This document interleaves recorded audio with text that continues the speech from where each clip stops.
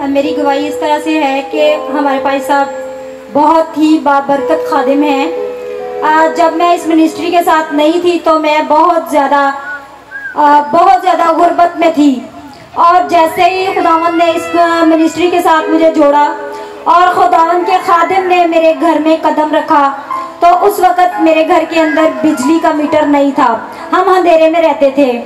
और भाई साहब के हर महीने के बाद मेरे घर आते और 3 माह वो लगातार आए।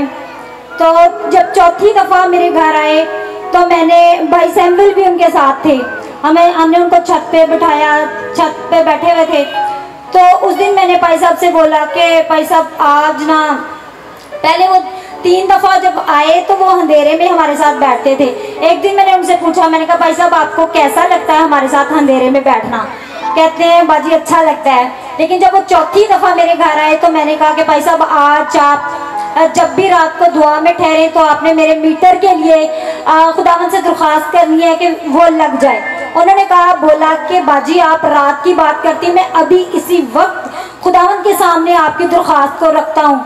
तो भाई साहब ने उसी वक्त छत पे बैठे बैठे, भाई सैमुअल ने भी, इन्होंने खुदावंद के सामने मेरी दरख्वास्त को रखा। और ठीक 15 दिन बाद खुदावंद के बंदा के वसीला से मेरी बिजली मुझे मौजूद थी और पंखे वगैरह भी खुदावंद ने मुझे मुहैया कर दिए थे। पहले भाई साहब महीने बाद आते थे, और जब ये मीटर मुहैया किया खुदावंद ने तो वो 15 दिन बाद ही मेरे घर में आ गए थे, और खुदावंद ने ये बड़ी नेमत मुझे अता की। और खुदावंद के नाम के लिए हमारे भाई साहब